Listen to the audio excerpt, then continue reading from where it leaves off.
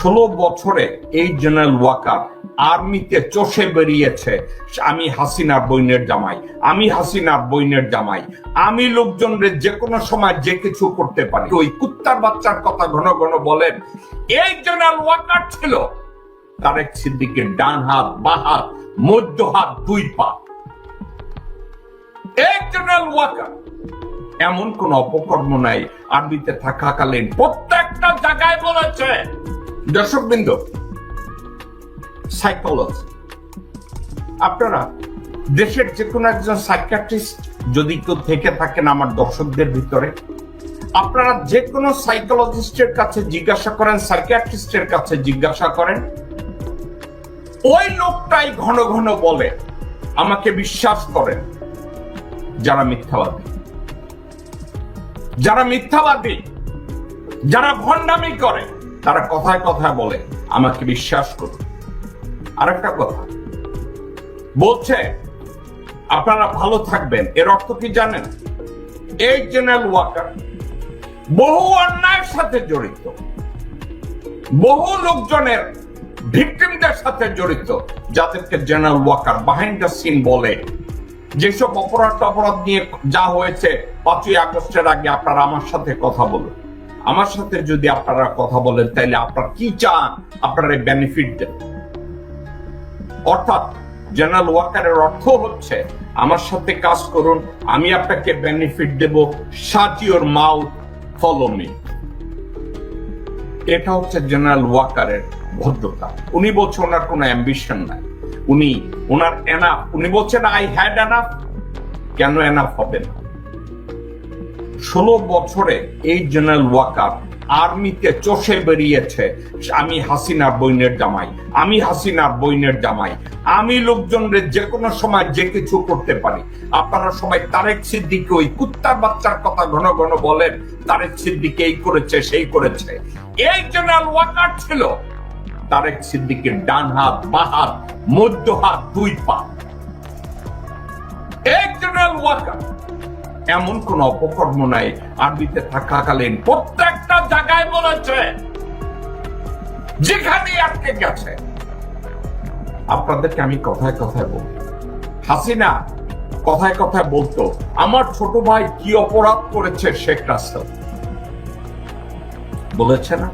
দর্শকবৃন্দ, আপনাদেরকে আমি একটা কথা বলি, আপনারা কি জানতেন এই রাসেলকে নিয়ে আর্মিতে, রক্ষী বাহিনীতে, মুজিব বাহিনীতে কত প্রকার অশান্তি ছিল? আপনারা কি জানেন? যারা আর্মিতে ছিলেন ওই সময়, আমার এই কথাটাকে আপনারা ভেরিফাই করে দেখেন। এই রাসেল কি করতো জানেন? আর্মি কোয়ার্টার গার্ডের সামনে দিয়ে সে যখন যেত, আর্মির কোয়ার্টার গার্ড থেকে কেন তাকে গার্ড অব অনার দেওয়া হয় না, তাকে সেলুট দেওয়া হয় না, সে গাড়ি থেকে নেমে সোলজারদের লাথি দিত, লোকজনের সাথে চিল্লাইতো এবং বাসায় এসে তার মাকে কমপ্লেন করত। ওখানে ডিউটিতে যে ছিল তার চাকরি যেত। তো এই ধরনের একটা বাচ্চা, এখন তাকে বলবে না ও ছোট বাচ্চা, না ও ছোট বাচ্চা না।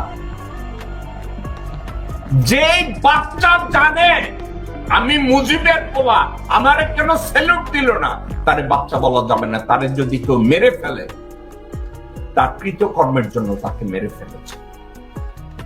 আপনাদেরকে ঠান্ডা মাথায় আমি একটা কথা বলি, জেনারেল ওয়াকার বলছে আই হ্যাড এনাফ। এনাফ কি আছে জানেন? গত 16 বছরে এবং আগস্টের 5 তারিখ থেকে আজ অবধি নিজেকে 6 থেকে 7, যদি ওয়াকার যদি বিলিয়নিয়ার হয়ে থাকে আপনারা অবাক হয়ে না। জেনারেল ওয়াকারের ঘরে বসে আছে মুজিবের বংশের রক্ত, নারায়ণ চন্দ্র পালের রক্ত তার ঘরে বসে আছে। সেখানে বসে ওয়াকার বলছে আমার কোনো অ্যাম্বিশন নাই।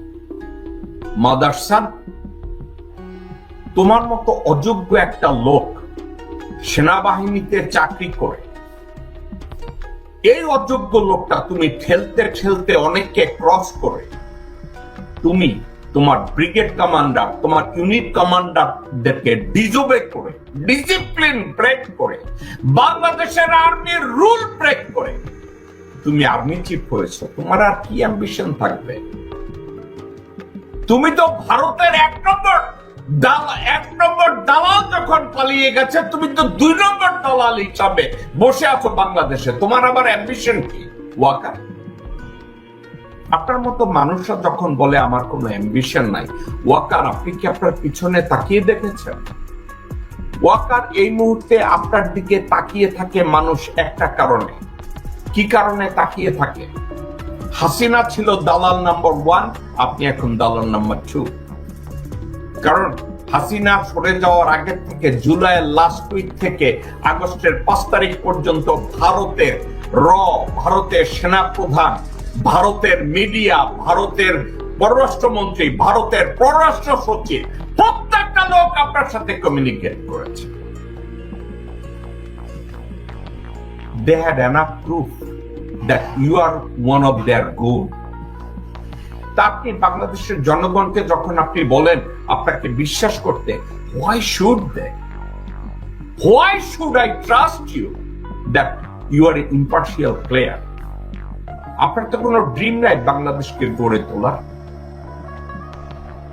বাংলাদেশের যদি সাংবিধানিক রাষ্ট্র কখনো হয়, আপনার মতো মানুষকে তো পিছে ফেলা উচিত মাটির সাথে, আপনাকে উলঙ্গ করে ঝুলিয়ে রাখা উচিত। আপনি কেন বলেন আপনার এনাফ হয়েছে 8 মাসে? কেন $1 বিলিয়ন হয়ে গেছে বাইরে? নাকি ইন্ডিয়া আপনাকে সিটিজেনশিপ দিয়ে রেখেছে? কথা বলেন তো, নিজেকে কথা বলেন না আপনার কোনো অ্যাম্বিশন নাই। এ কথা বলেন না I had enough। এই I had enough যদি হয়, একটা কাজ করেন general Waker, resign from your position or stay in the position and tell the commission। আমাকেও যদি কোনো কাজে, কোনো অপরাধ কর্মে সন্দেহ করা হয়, আমাকে জন্য ডিপোজ করা হয়, আমাকে জন্য ইন্টারভিউ করা হয় নির্ভয়। দর্শকবৃন্দ, আপনাদেরকে আমি একটা কথা বলি, জিয়া রহমান সাহেব হাসান হাফিজুর রহমানকে মুক্তিযুদ্ধের ইতিহাস লিখতে বললেন। হাসান হাফিজুর রহমান জিয়া রহমান সাহেবকে বলল, সাহেব আমাকে এই কাজটা থেকে বাদ দেন। বলছে কেন? বলছে আপনার সম্পর্কে অনেক বিতর্ক আছে। এখন আমাকে আপনি মুক্তিযুদ্ধের ইতিহাস লিখতে বলছেন, তাইলে আমি তো আপনাকে নিয়ে বিতর্কিত কোনো কিছু বললে আপনি তো আমাকে গ্রেফতার করে ফেলবেন, আমাকে তো আবার মেরে ফেলবেন। আপনাদেরকে ঠান্ডা মাথায় আমি বলি, এনএসআই ডিজি, আমি জিয়া সাহেবের মুখ থেকে কোনো কথা শুনি নাই। এনএসআই ডিজি হাকিম সাহেব সরাসরি আমাকে বলেছে, আমার পাশে বসা ছিল রিয়ার অ্যাডমিরাল মোশাররফ হোসেন খান, আমার পাশে বসা ছিল জেনারেল শিশু, আমার পাশে বসা ছিল আমজাদ খান চৌধুরী। হাকিম সাহেব বলেছে, জিয়া সাহেব হাকিম সাহেবকে বলছে, যত বিষয়ে আমার ব্যাপারে কন্ট্রোভার্সি আসে, বিতর্কিত জিনিস আছে, আপনি বাংলাদেশের স্বাধীনতার ইতিহাস লিখতে গেলে আমাকে এসে সরাসরি জিজ্ঞাসা করবেন। আপনি আমার কথা বিশ্বাস করলে লিখবেন, আমার কথা বিশ্বাস না করলে ওখানে বলে দেবেন যে এ কথা বলা ঠিক না। ঠিক আছে? এই কথাগুলো তাকে বলা হয়েছে। জিয়া রহমান সাহেব বলেছিল, আমি যদি অন্যায় করে এটাকে মূল্যায়ন করেন, আমি যদি দেশদ্রোহী কোনো কাজ করে থাকি, আমাকে আপনি সরাসরি জিজ্ঞাসা করেন। General Waker, can you do the same thing?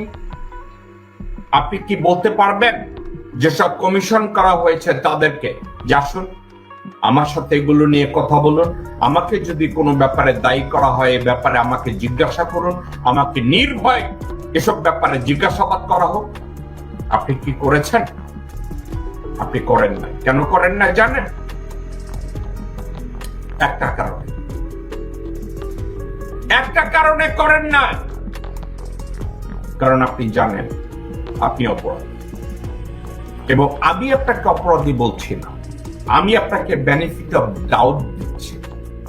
আপনি ধরে নেন আপনি অপরাধী না, কিন্তু এই বিষয়গুলো নিয়ে আপনার মন গড়া একটা বক্তব্য, আপনি রাওয়া নামের ফাওয়া একটা সংগঠন করেছেন, আর ওখানে একজন মিনিমি বসিয়েছেন যে আপনারা দেখলে লেজ দাঁড়ায় আব্দুল হক নামক এক ছাগল